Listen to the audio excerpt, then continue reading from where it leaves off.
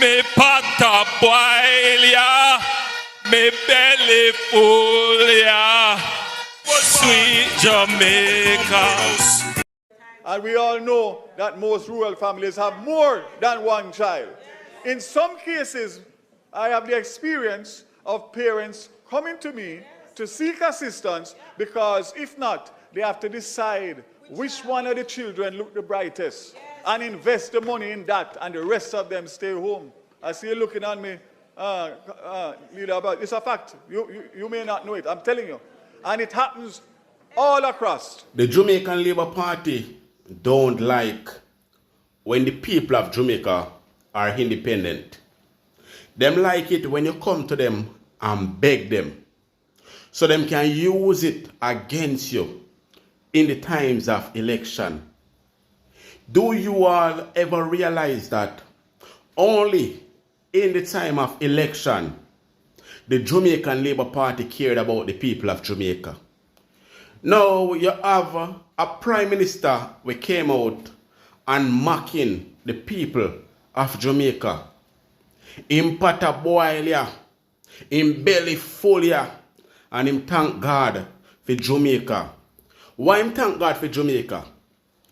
Because him couldn't go nowhere else and go do something wicked like this. Him couldn't go nowhere else and go rob the people them.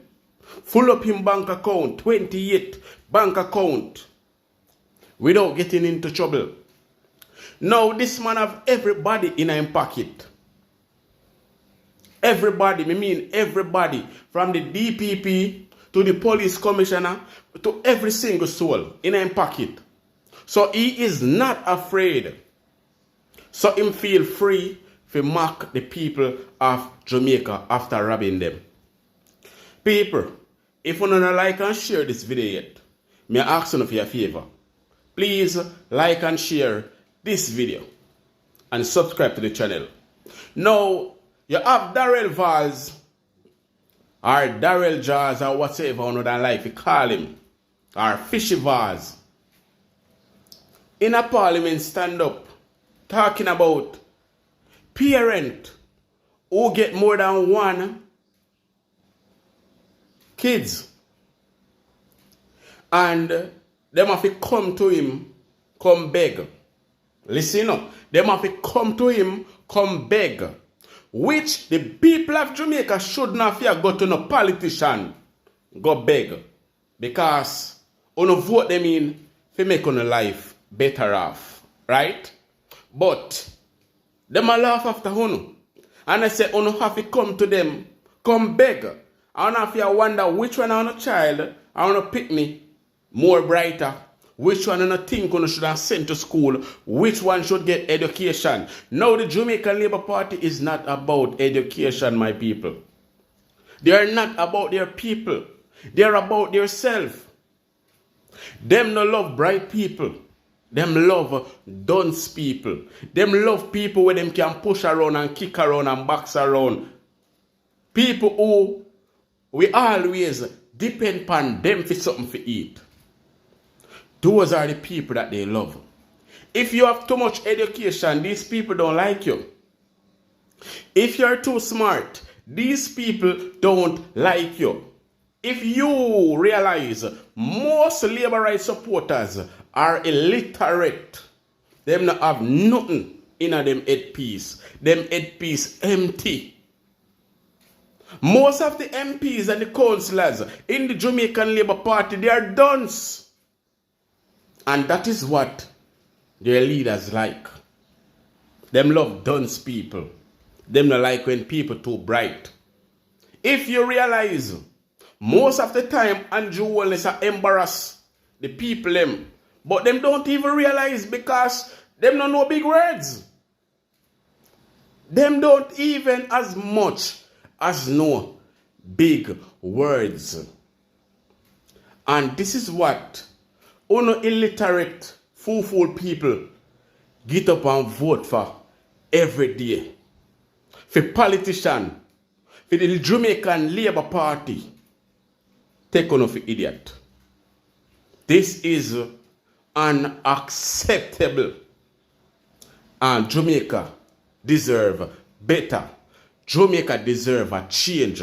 Jamaica deserve people who care about them, not people who only care when them need vote. If you don't realize, Andrew Holness walking around lifting up people picnic.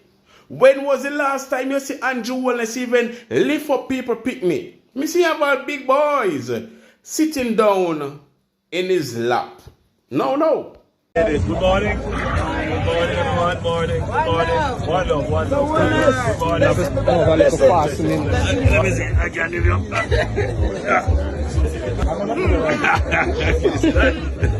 Tell her what's your name. What's your name? Ricardo. What's the other one?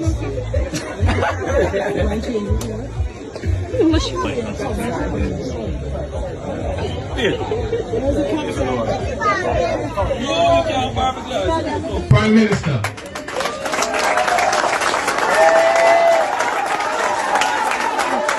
I suspect that he may be from this community.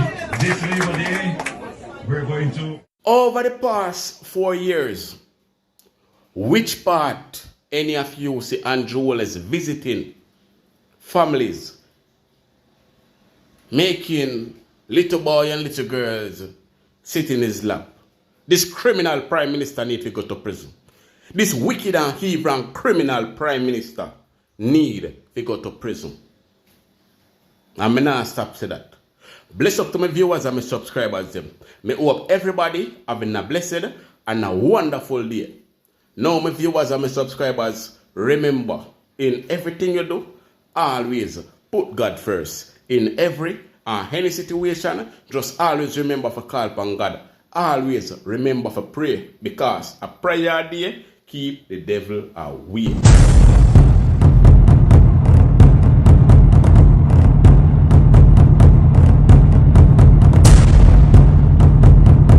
Member of Parliament in Eastern St. Thomas, I don't even want to say nothing about her. She is somebody who deserves to be badly beaten in the next election. Badly. She has no class. I asked Dr. Fenton Ferguson to represent me at the so-called opening of that center. And I chose him because of the fact that he has served so long as a leader of the constituency, winning it 6 times. And somebody who has been a minister of government, was my cabinet colleague, and I thought somebody who had the stature to represent at that occasion.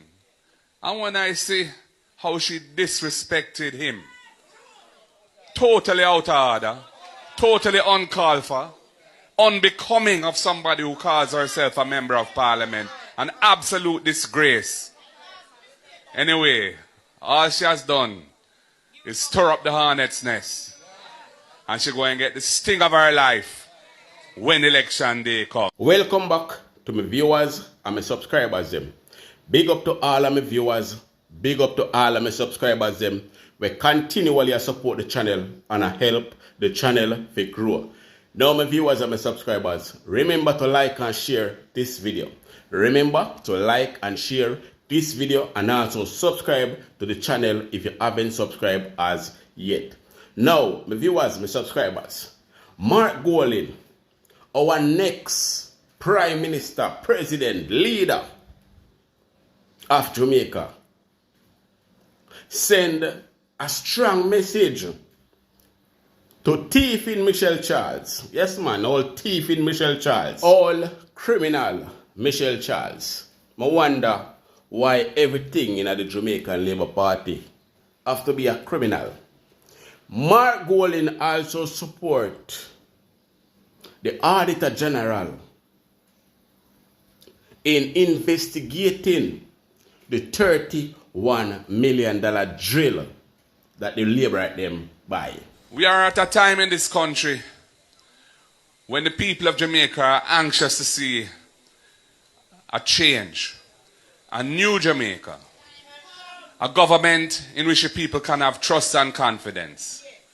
They are tired of all the scandals under this government.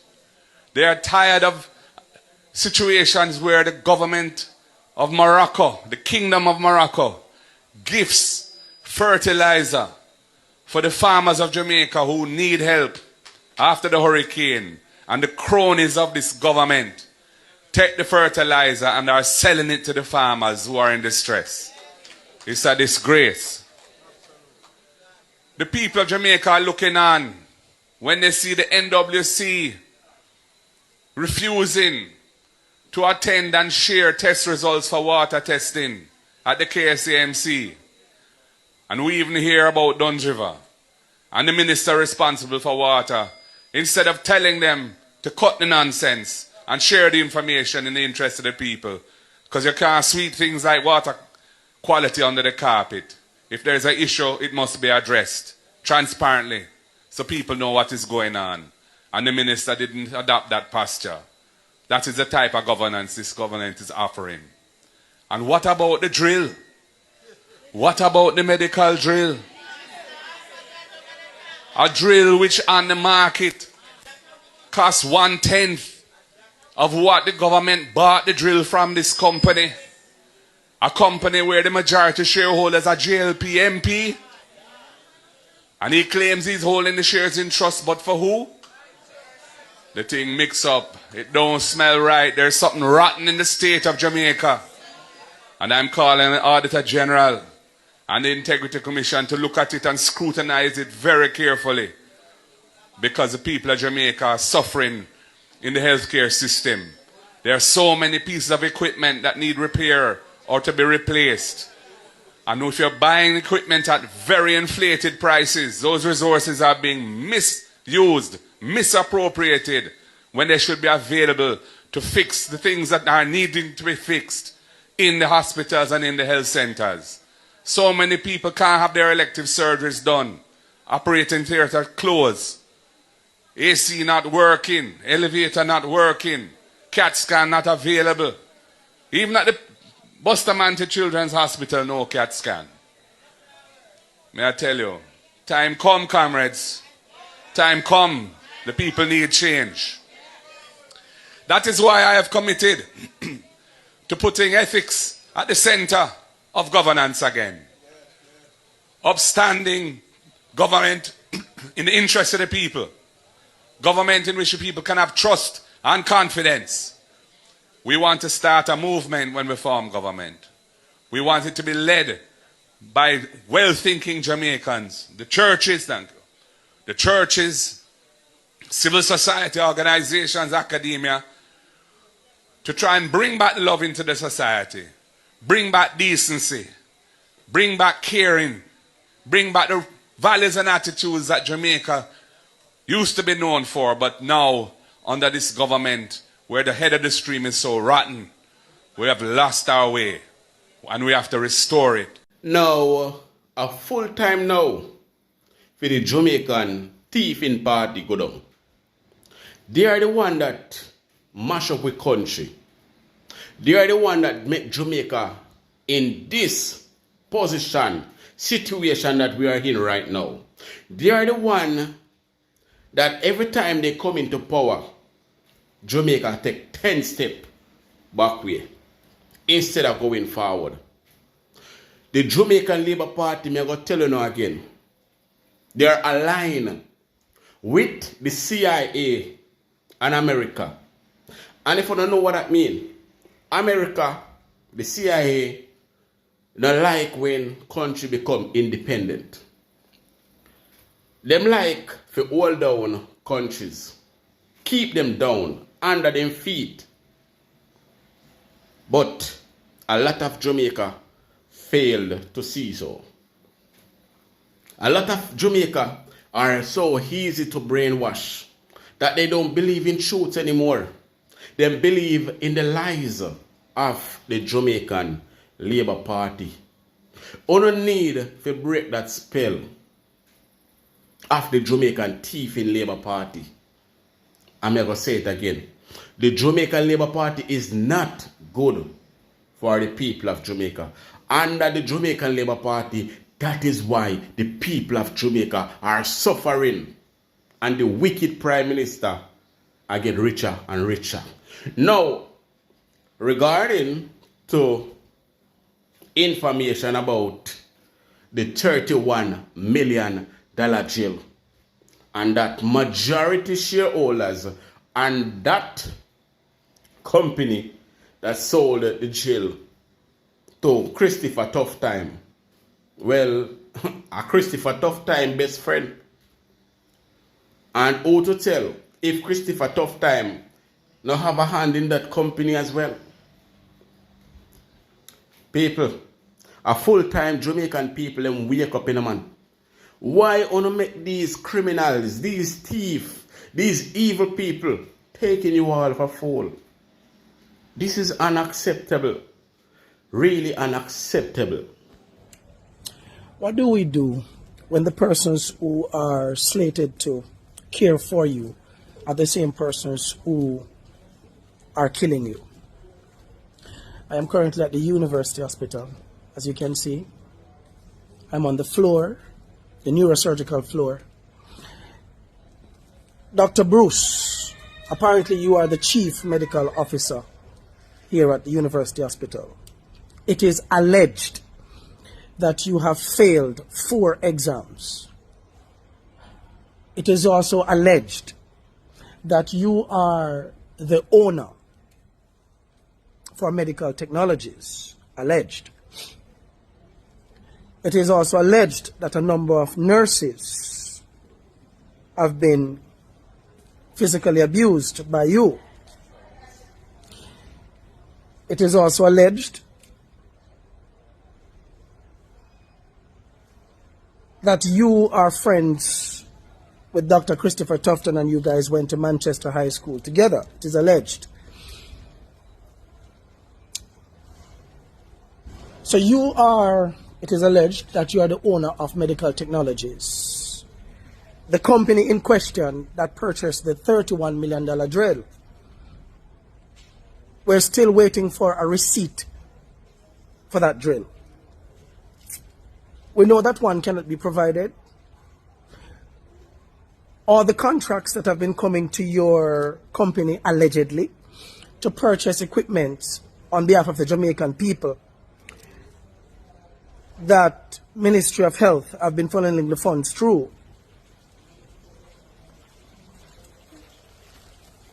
The Jamaican people deserve answers. For the many Jamaicans that have died after surgery, while you and your friends pocket millions of dollars. I, Marvin, Adrian, Edgar, I'm asking that the Prime Minister of Jamaica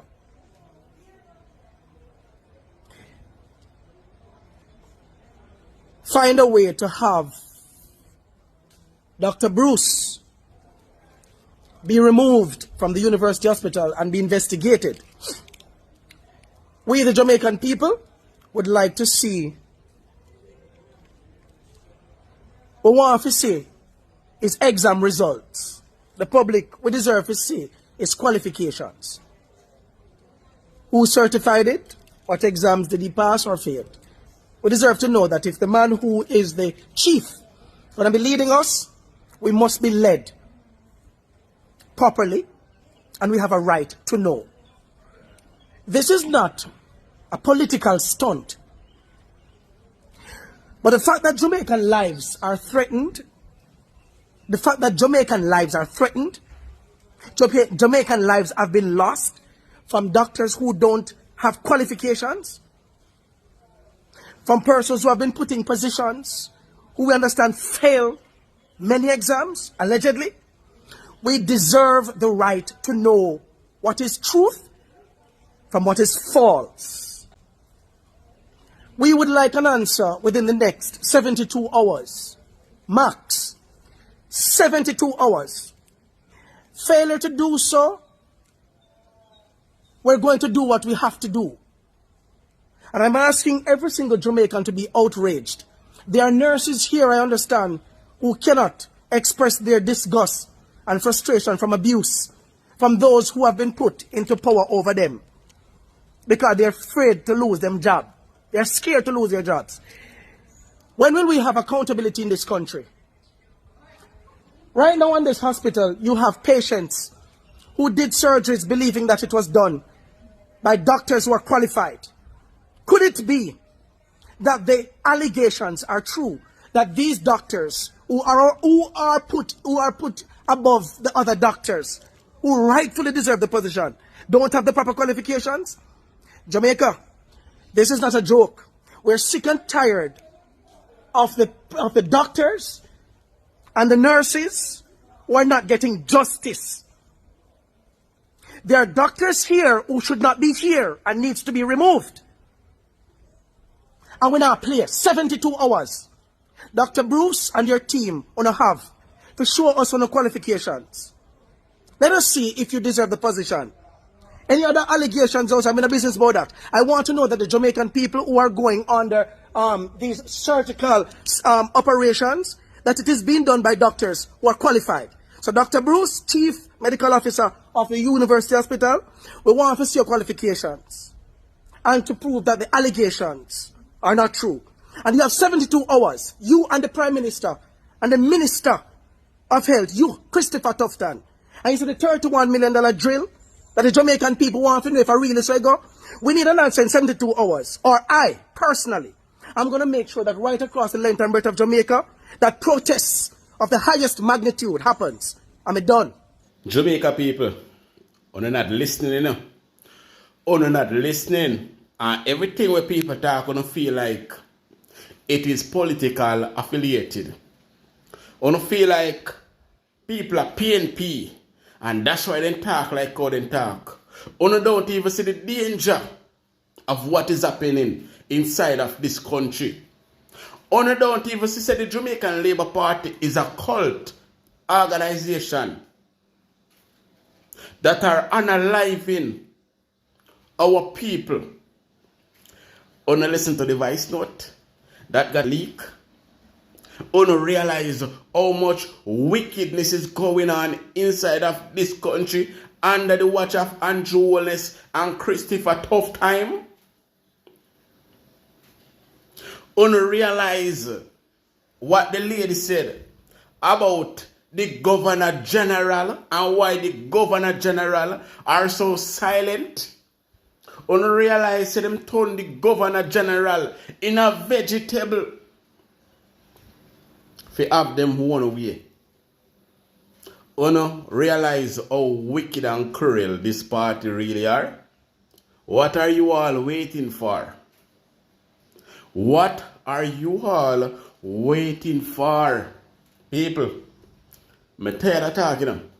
This Jamaica Labour Party is nothing but a evil and the devil party that come to destroy our lives.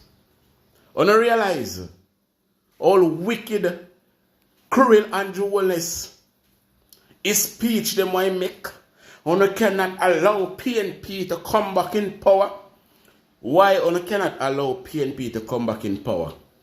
Because if PNP not in a power, but they can dig up so many dirt, so many wickedness that is going on inside of this country. Then, people, let me ask you one question. What we go say when the People's National Party go in a power? What am I going to find? People, a full-time Jamaica people, wake up. Now, I am about to play a video for you guys to see the greatness and the success that our great Michael Manley we're gonna bring to Jamaica and make Jamaica a better place. Before me even say that, if it was up to the Jamaican Labour Party, a pure dunce wouldn't be there. No school wouldn't there Jamaica, no proper homes. Uno don't have to live in some bush. Uno would have to be done said.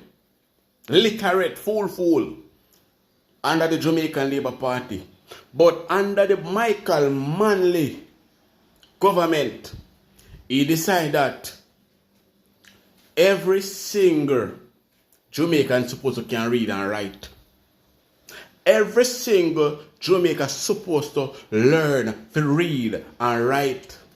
Jamaica could have better than this right now. I'm going to tell you, say Michael Manley, we're going to make Jamaica a better place.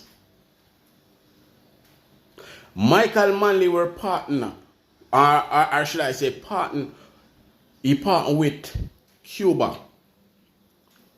to make Jamaica a better place. There is when the CIA joined force, fund the Jamaican Labour Party like they are doing right now to destroy Jamaica economy and stable it, to destroy the future of the people of Jamaica, to unalive Michael Manley. A lot of you people don't even know the story. So guess what? Sit back, relax, and watch this video. And at the end of this video, if you do learn something, then you can say thank you in the comment section. People, we don't want to make that mistake again, making the Jamaican Labour Party continue to destroy this country. They are crooked, they are criminals, they are thieves, they are destruction to this country. And I am going to say this, every single one of them over there in the Jamaican Labour Party cannot be trusted. They cannot be trusted.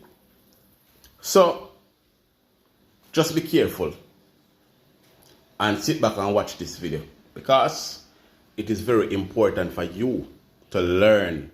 Alright? Check it out, people. Remember to like and share this video, and also subscribe to the channel as well. Alright? In the 1970s, a tiny Caribbean island stunned the world. Not by war, not by gold, but by picking a side, one that risked everything. That island was Jamaica, and the side, communist Cuba. At the height of the Cold War, when most of the world was choosing between Washington and Moscow, Jamaica didn't just shake hands with Fidel Castro, it embraced him. While other Caribbean nations tiptoed carefully between the world's superpowers, Prime Minister Michael Manley took bold steps that left even his allies confused and his enemies furious. In 1975, Fidel Castro landed in Kingston, not in secret, not with guns, but to cheers, parades, and a hero's welcome. Thousands gathered at National Heroes Park, waving flags and singing. Some cried, others stared in disbelief. A Cuban leader openly celebrated in the heart of a country once loyal to Britain. Why did Manley, the son of a national hero, welcome a revolutionary leader into Jamaica with such open arms? The answer starts with a nation in crisis and a dream of something bigger. Michael Manley came to power in 1972, promising change, deep change. He saw poverty not as a fact of life, but as something to fight. He talked about justice, fairness, and giving the poor a chance. His plan? Democratic socialism, a middle road, one that kept democracy but promised economic equality. But as Manley tried to lift up the poor, the rich began to panic. Business leaders saw higher taxes, foreign investors saw risks, and Washington saw red. Still, Manley didn't back down, he doubled down. He reached out to countries that shared his ideals, and among them, Cuba stood out. Castro had defied the United States, built schools and hospitals, and offered medical aid across the region. Manley admired that. He wanted Jamaican children to read, Jamaican mothers to survive childbirth, and Jamaican workers to have rights. In Cuba, he saw a partner who believed in people before profit. And Cuba, they saw in Manley a rare friend in a hostile sea. The connection was electric. Cuba sent doctors, engineers, and teachers to help build Jamaica's future. One project stood out: the Jose Marti Technical School, built with Cuban aid and named after Cuba's national hero. This wasn't just a school, it was a symbol, a message. Jamaica wasn't looking only to the west, it was building its own path. And Cuba was walking beside it. But not everyone clapped. The United States grew nervous, then angry. Washington saw Jamaica as drifting into the Soviet orbit. The CIA, which had already tried to crush revolutions in Latin America, now turned its gaze to Kingston. Reports of covert interference began to rise. Guns started to flow into the country. Political violence soared. The 1976 election, meant to be about ideas, turned into a bloodbath. Nearly 200 Jamaicans were killed in political clashes that year alone. Still, Manley stood firm. In a fiery speech at a PNP rally, he declared, "We are not for sale." The crowd roared, but behind the scenes, things were falling apart. Tourism dropped, the economy staggered, middle-class professionals fled. The media branded him a dictator in disguise. Rumors swirled that Cuba was sending weapons, not just doctors. Some believed Manley was turning Jamaica into Little Havana. Meanwhile, the Cold War was heating up, and the United States wasn't playing nice. The US wasn't just watching, they were intervening. Declassified documents now confirm that the CIA was involved in destabilizing Jamaica during Manley's time. There were attempts to influence the media, to fund the opposition, to control the narrative. The US feared another Cuba in the Caribbean, and they were willing to do almost anything to stop it. And they did. By 1980, violence reached horrifying levels. Gangs tied to both political parties unleashed terror on communities. People died in the streets, and the hope that once burned so brightly under Manley's leadership started to flicker. In the October 1980 general election, the people voted, and they voted for change. The Jamaica Labour Party was swept into power, promising stability and a reset. One of the first things the JLP government did in 1980, it realigned Jamaica with the West and cut ties with Cuba. But here's the thing. The relationship between Jamaica and Cuba in the 1970s wasn't just about politics, it was about vision. Manley wasn't trying to make Jamaica a copy of Cuba. He was trying to say, we can be more. We can stand tall without begging. We can dream our own dream. Now, more than 40 years later, the question still lingers. Did we lose something when we walked away? Now let's hit you with 4 powerful facts that rarely make it into textbooks. Bonus fact 1. The Jose Marti School, built with Cuban assistance, became one of Jamaica's largest technical high schools, empowering generations with real-life job skills, even after ties with Cuba were cut. Bonus fact 2. Cuba continued to offer scholarships to Jamaican students even after the JLP government broke diplomatic ties. Bonus fact 3. In 1980, Fidel Castro said publicly that he would never interfere with Jamaica's democracy, even as the US was actively accused of doing just that. Bonus fact 4. Today, more than 300 Jamaican doctors were trained in Cuba, and Cuban medical brigades have helped in Jamaican hospitals during crises. The friendship never really died. So why did Jamaica get so close to Cuba in the 1970s? Because one leader dared to dream big. Because one nation believed it could rise without kneeling. Because in a world full of pressure, Jamaica tried to walk its own path. And even though that path got dark and dangerous, maybe it still lit the way. If this video sparked something in you, some memory, some thought, some fire, drop your comments below. Tell us, was Manley bold or reckless? Was Cuba a friend or a mistake? Let's talk. Let's remember. Let's learn. And if you believe stories like these deserve to be heard, hit that subscribe button. Let me say this. Even though Edward Siaga passed away, he shouldn't still go in prison. He shouldn't be locked away. He shouldn't still go to prison. Trust me. But he passed away. So guess what? Andrew Holness was a part of his team.